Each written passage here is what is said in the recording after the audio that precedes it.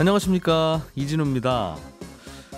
새해에는 집값이 좀 안정될지 전세난은 좀 풀릴지 제일 궁금해하실 것 같습니다. 올해도 많은 전문가들에게 전망을 물어보면 집값이 좀 오를 것 같은데요 하는 전망들을 많이 내놓고 있습니다.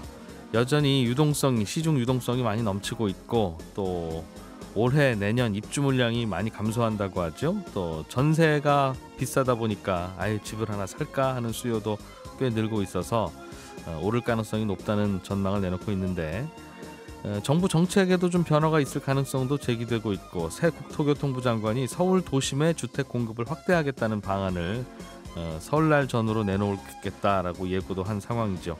오늘은 그래서 올 한 해 부동산 시장 전망과 변수들 짚어보겠습니다. 1월 5일 화요일 손에 잡히는 경제, 광고 듣고 바로 돌아오겠습니다. 네, 중요한 경제 뉴스들 먼저 챙겨 들어보겠습니다. 오늘도 조인디의 고란 기자를 전화로 연결했습니다. 안녕하십니까? 네, 안녕하세요. 어제인가요? 뉴스 중에 2019년 연말에 우리나라 주민등록되어 있는 인구와 2020년, 그러니까 작년 연말에 그 주민등록 인구를 비교해 보니까 작년 연말이 오히려 더 적더라, 이제 인구가 줄기 시작했다, 그런 뉴스가 있었어요. 네, 그래서 이게 이런 추세로 가면 2067년에는 인구의 절반이 65세가 넘는 노인일 것이다, 그런 계산이 나온다면서요? 네, 맞습니다. 행정안전부에 따르면 지난해 말 기준으로 주민등록 인구가 5,182만 9천 명입니다. 예. 1년 사이에 2만 1,000명이 줄었거든요. 주민등록 인구가 전년 대비해서 줄어든 건 통계 작성 이후 처음인데, 이렇게 줄어든 이유는 뭐냐라고 보면 사실 애가 적게 태어났다라고 볼 수 있을 것 같습니다. 예. 지난해 태어난 아이가 보면요, 27만 6천 명입니다. 역대 가장 적고요. 사실 30만 명 믿던 것도 처음이고요. 이렇게 되다 보니까 만약에 이 같은 추세가 지속된다라고 가정을 하는 게요, 그 통계청이 2019년에 발표한 장래 인구 특별 추계라는 게 있습니다. 예. 인구가 앞으로 어떻게 될 것인가를 그 장기적인 관점에서 전망을 한 건데요. 시나리오별로 저위, 중위, 고위 이렇게 나눴습니다. 출산율이 낮은 걸 이제 저위 시나리오라고 하는데요. 여기서 봤더니 2020년에 출생아 수 추산을 저위 시나리오에서 26만 3천 명으로 봤거든요. 그러니까 보통 이제 중간 정도가 대충 나올 것이다라고 하는 게 예상에 맞잖아요. 예. 그게 29만 2천 명이었는데 오히려 중위보다 저위에 가까운 시나리오로 결과가 나왔던 거죠. 비관적인 시나리오가 작년에 맞아 들어갔다, 그 네, 말이에요. 맞습니다. 이런 식으로 되다 보면 앞으로 점점 인구가 줄어들 거라는 예상인 거거든요. 실제로 이렇게밖에 나올 수 없었던 이유가요, 그 합계 출산율이라는 게 있는데, 가임 여성이 한 명이 평생 낳을 것으로 예상되는 자녀수입니다. 이게 작년에 한 0.84명, 0.85명 이 정도밖에 안 될 것으로 예상이 되고 있습니다. 세계 평균이 2.4명이거든요. 복지국가가 많다는 유럽연합, EU 국가 평균도 1.59명입니다. 예. 이것과는 상당히 차이가 있고요. 한국은행이 최근 펴낸 자료를 보면 내년에는 아마 이거보다도 더 떨어져서 0.72명까지 떨어진다라는 예상이 나오고 있습니다. 이렇게 만약에 비관적인 수치대로 간다라고 하면요, 올해 제가 5,176만 명 정도 될 거다라는 예상을 하고 있는데, 2067년이 되면 3,813만 명까지 쪼그라들 것으로 예상이 됩니다. 예. 그런데 이거보다 더 심각한 건, 같은 이 만약에 비관적인 시나리오로 봤을 때 65세 이상 고령 인구 비중을 보자면 올해 17.4%인데 67년에는 이게 50%가 될 거다라는 예상이 나오고 있습니다. 65세가 절반이면 지하철에 타면 경로석에 앉아도 되는 분이 절반이란 뜻이네요. 바꿔야 되네요, 이제 그 노약자 경로석 지정석을. 네, 맞습니다. 그쪽에 그냥 젊은이들 앉으라고 하고 나머지는 다 경로석인 것으로.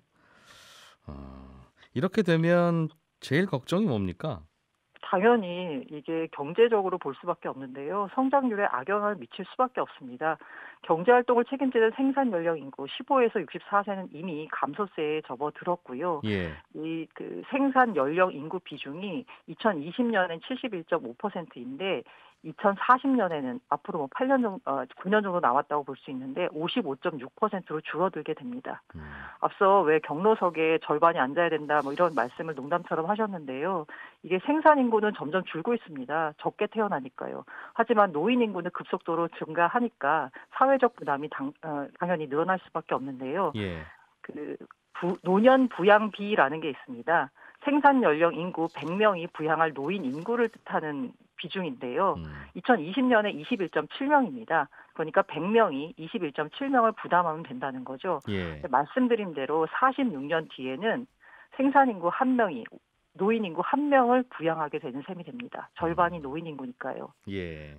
그러다 보니까 이게 그 지방 소멸도 심각하고 사실 뭐 세계적으로 고령화 인구 속도가 우리가 엄청 빠르거든요. 이 한은에 따르면 저출산 고령화 때문에 2026년에서 2035년엔 성장률이 0.4% 수준으로 떨어질 거다라고 전망하고 있습니다. 바꿔야 된다라는 말씀을 하셨는데요. 역시나 이 같은 급격한 인구 구조 변화에 맞춰서 고용, 연금, 복지제도, 정부 정책 전반을 손봐야 한다라는 얘기가 나오고 있습니다. 특히 뭐 이거대로 놔둘 수는 없잖아요. 저출산 문제 해결을 위한 청년층의 일자리와 소득, 주거불안 문제를 우선 해결해야 한다는 주문이 나오고 있는데 사실 대책이 좀 뚜렷하지 않아서 막막한 지경입니다. 그러게요. 우리나라가 출산율이 제일 낮기는 한데 우리나라가 그렇다고 주거 문제가 제일 심각하거나 뭐 취업 문제가 제일 심각한 나라가 아니잖아요. 다른 나라들 보면 우리보다 더 어려운 나라들도 있는데 좋은 나라도 물론 있지만 우리보다 좋은 나라들도 우리보다 애를 많이 낳고 우리보다 더 어려운 나라들도 우리보다는 많이 낳고 있어서 이게 무슨 이유인지 참 고민을 좀 해봐야 될 것 같아요. 예. 그 정도 지나면 뭐 절반 65세면 한 명은 연금 타고 한 명은 일하는 이제 그런 구조가 된다는 뜻인데 말씀하신 대로. 네.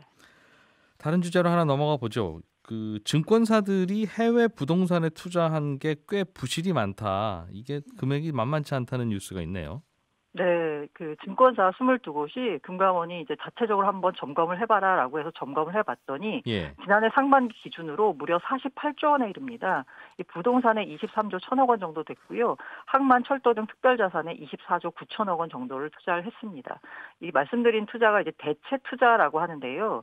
이 주식이나 채권 등 전통적인 투자 상품을 제외한 부동산, 인프라, 원자재, 항공기, 선박 이런 대안 자산에 투자하는 방식을 모두 다 통틀어 대체 투자라고 합니다. 예. 사실 증권사들이 지난해야 주식이 상당히 좋았지만 사실 2018년, 19년 생각해 보면 별로 주식시장이 재미가 없었습니다. 그래서 이런 곳에 투자 많이 했다는 말씀이죠? 네, 그래서 해외로 나가자 이래가지고 40조 원 이상이 몰리면서 투자액이 50조 원에 육박할 정도까지 불어났습니다. 이걸 한번 뜯어봤더니요. 평균 만기가 6.8년입니다. 예. 2017년부터 본격적인 대체 투자가 시작됐다라고 생각을 하면 2022년 내년이죠. 이후에 대부분 만기가 도래하는데 문제는 한번 중간 점검을 해봤더니 예. 전체 투자액의 15.7%인 7조 5천억 원이 요주익, 이건 원리금 연체 등 발생 가능성이 큰 투자입니다. 또는 부실, 이건 이미 이자를 연체했거나 만기 상환 우려가 커진 투자인데요. 예. 이렇게 뭔가 문제가 있는 상품이 전체 투자 상품의 15.7%에 이른다라는 중간 점검 결과가 나왔습니다. 그러니까 몇 년 전에 그 외국의 빌딩 상가 리조트 이런 데 투자했는데 내후년쯤 돼서 이제 팔 거다라고 예상하고 지금 판다면 얼마쯤 되나 봤더니 팔리기는요. 저기 좀 큰일입니다. 이제 그런 데가 많다는 얘기예요. 네, 맞습니다. 이게 보통 증권사라고 하면 개인들, 일반 투자자들, 소비자들 돈 모아서 투자하는 경우도 있고 아니면 증권사가 본인들 돈 굴릴 때 투자하는 경우도 있는데 이번에 부실이 많다는 여기는 어떤 돈이 들어가 있는 겁니까? 두 개가 다 문제인데요. 일단은 투자자한테 재매각한 거, 그러니까 투자자한테 판매한 게 31조 4천억 원입니다. 예. 나머지 16조 6천억 원은 증권사가 직접 보유한 자금이고요. 그런데 이제 7조 5천억 원 정도가 부실이 예상된다. 부실이나 요주이라는 말씀을 드렸는데 개인이나 법인한테 판 금융상품이 4조 8천억 원이고요. 예. 증권사가 직접 투자한 금액이 2조 7천억 원입니다. 이 가운데 이제 개인이나 법인한테 팔 때는요. 이 상품을 가지고 구조화시켜서 이른바 이제 DLS, 파생결합 증권 형태로 개인이나 기관들한테 팔았는데 네. 요거 부실이나 요주의 규모가 2조 3천억 원입니다. 이 관련 DLS 발행액이 3조 4천억 원이거든요. 이거의 68%가 부실이 났다는 얘기입니다. 네. 이 증권사 직접 보유분도 역시나 16조 6천억 원이 지금 증권사들이 자체 투자한 규모인데 자기 자본의 30%에 이르는 막대한 규모로 요실 부주의 경고 대상에 올랐습니다. 이게 중요한 건 증권사들이 자체적으로 점검해봤더니 그렇다는 거니까. 네, 맞습니다. 이제 남이 가서 제대로 점검하면 이거보다 훨씬 부실이 커질 텐데 어떨지 모르겠어요. 은행들이 지난 연말에 신용대출 조이다가 이제 연초에 풀어주고 있다는 뉴스까지도 준비하셨는데 시간 관계상 이건 제가 대신 그냥 전해드린 걸로 하겠습니다. 조인디의 고란 기자였습니다. 고맙습니다. 네, 감사합니다. 알아야 될 것들 많이 안내를 해주고. 눈높이에 딱 맞는 만인의 경제 과외 선생님. 다음 순서는 친절한 경제입니다. 예, 오늘은 청취자 김용헌 씨가 뉴스를 듣다가 궁금하신 모양이에요. 협동조합하고 일반 기업하고 뭐가 정확히 다른 겁니까? 이런 질문을 보내주셨네요. 이건 예를 들어서 우리가 집집마다 다니면서 빨래를 수거해서 깨끗하게 빨아서 다려다가 배달해주는 그런 서비스 있죠. 이건 일반 기업이 하는 일입니다. 그런데 야, 이거 좋기는 한데 세탁비가 너무 비싸다. 또는 일주일에 한 번밖에 안 오네. 아니면 우리 동네는 세탁소가 없어. 이제 이런 경우에는 동네 사람들끼리 모여서 야, 우리 그러지 말고 그냥 우리가 대형 세탁기 하나 사고 그래서 우리 빨래는 우리가 직접 수거해서 우리끼리 돌아가면서 뭐 당번을 정하든 아니면 아르바이트 직원을 하나 두든 해서 그냥 우리 동네 빨래는 우리가 같이 합시다. 이렇게 하면 이제 이거는 빨래 하는 거는 똑같은 건데 이런 경우에는 협동조합이라고 부릅니다. 또 다른 예를 들어보면 과수원에서 사과나 배를 사다가 도매시장으로 갖고 가서 팔면 그거는 과일을 유통하는 일반 기업이라고 볼 수 있는 건데 그런데 과수원 주인들끼리 모여서 야, 괜히 중간상인 좋은 일만 시키지 말고 그냥 우리가 트럭 한 대 사서 우리 과일은 우리가 직접 도매시장에 내다 팔고 그렇게 합시다 하면 이게 바로 과일 유통하는 협동조합이 됩니다. 느낌이 좀 오시죠? 그러니까 일반 기업은 뭘 팔아서 이익을 얻을 목적으로 하는 거고요. 협동조합은 남 좋은 일 안 시키려고 또는 우리가 불편하니까 우리끼리 하는 겁니다.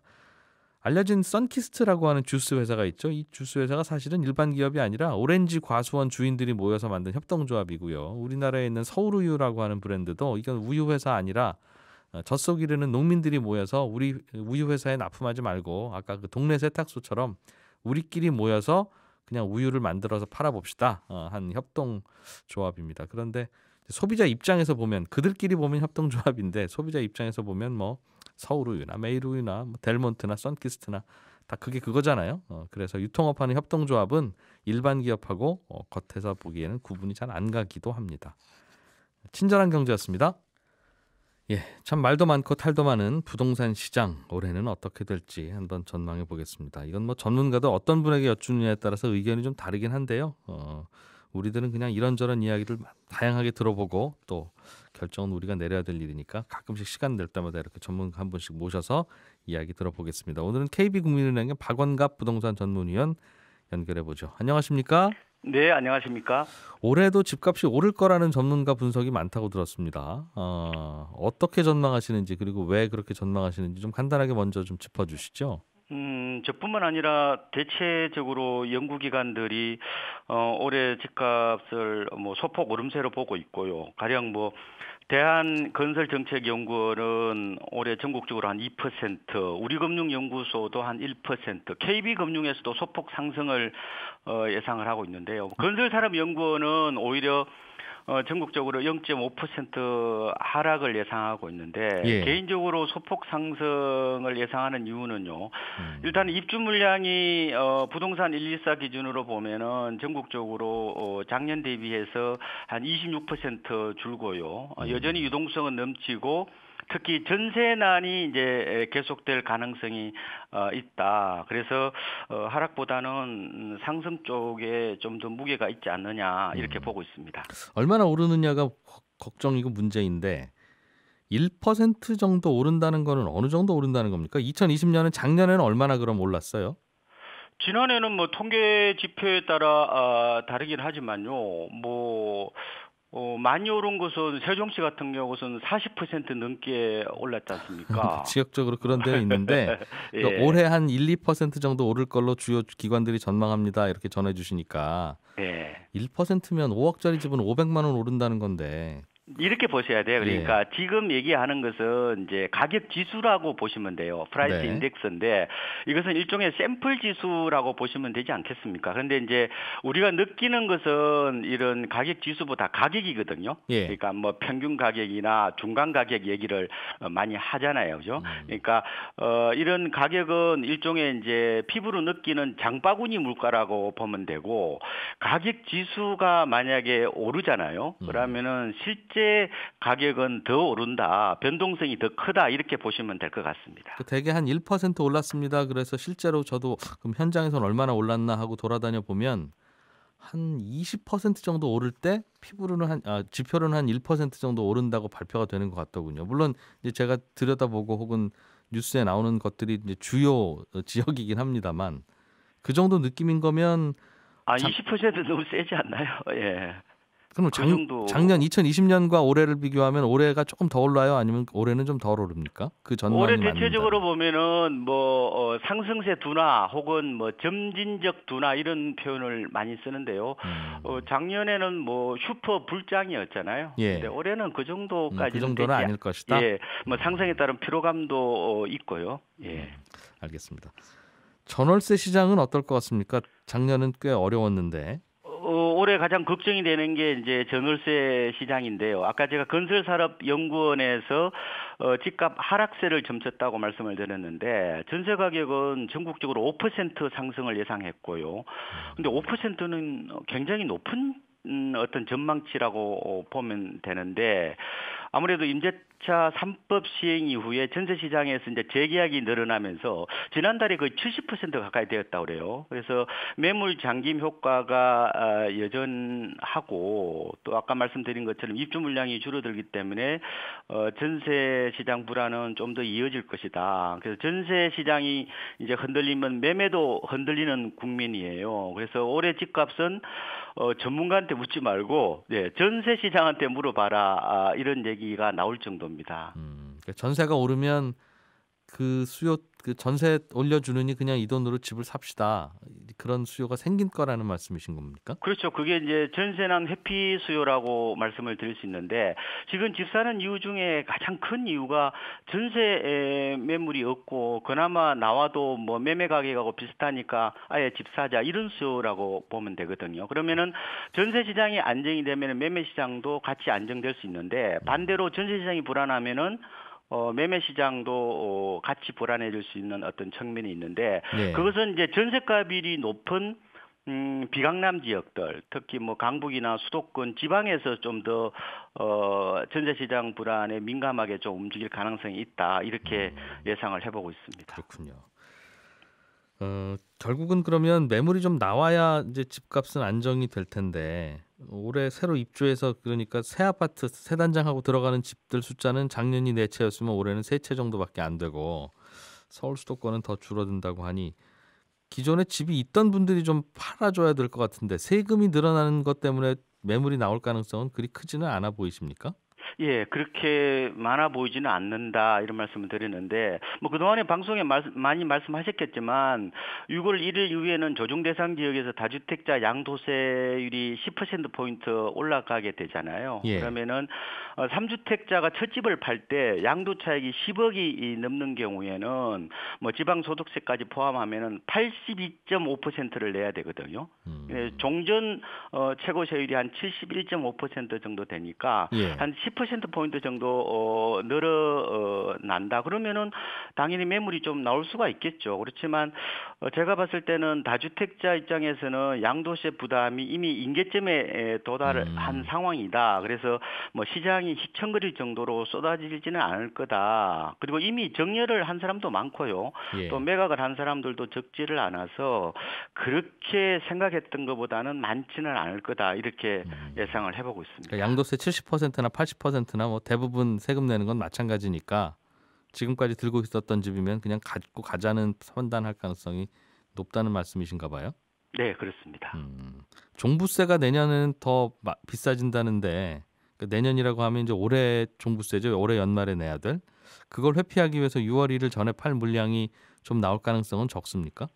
그러니까 양도세하고 지금 종부세하고 서로 맞물려 있는 거잖아요. 그래서 아까 말씀드린 것처럼 매물은 일부 나올 수는 있을 거예요. 그런데 이미 말씀드린 대로 정리한 매물이 많아서 많지는 않을 건데 만약에 그 매물들이 조금 나온다면은 제 생각에서는 아마 4월 초 정도 좀 미리 좀 반영하는 특징이 있거든요. 그때 좀 싼 매물이 나올 수가 있으니까 나온다면? 실수요자들은 그 시기에 좀 관심을 가져보는 것도 괜찮을 것 같습니다. 새로 바뀐 국토부 장관이 설 명절 전에 대책 한 번 더 내놓겠다 공급책으로 예고를 하고 있는데 어떤 내용 들어있을 걸로 시장에서는 예상합니까? 아무래도 이제 수급 불균형이 심한 서울 도심에서 주택을 늘리는 쪽 이런 예상을 하고 있는데요. 예. 그동안에 뭐 변 장관님 말씀은 서울 지역에서 집 지을 땅은 많다, 찾으면 된다 이런 말씀을 많이 하셨는데 지금 역세권이 한 307곳 정도가 되거든요. 예. 그다음에 빌라 같은 저층 주거지, 중공업지 뭐 이런 데서 인센티브를 줘서 고밀도 개발을 하겠다 이런 생각을 하고 있고 지금 재건축하고요. 그린벨트를 풀지 않고 공급할 수 있는 현실적인 방법이 될 수 있다 이런 생각도 있고요. 어디에 땅을 마련하면 그게 가능합니까?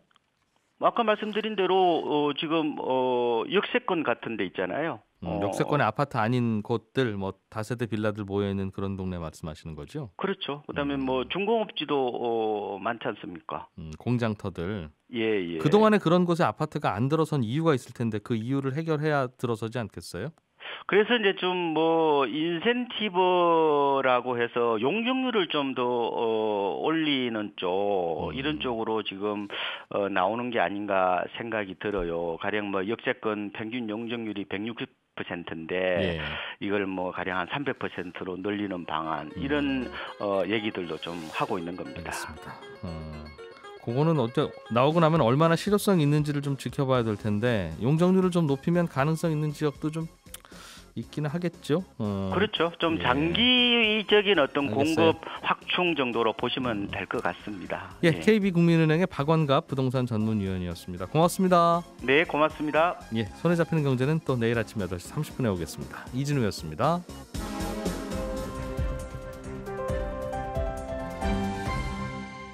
경제를 생각하는 사람들의 즐거운 습관.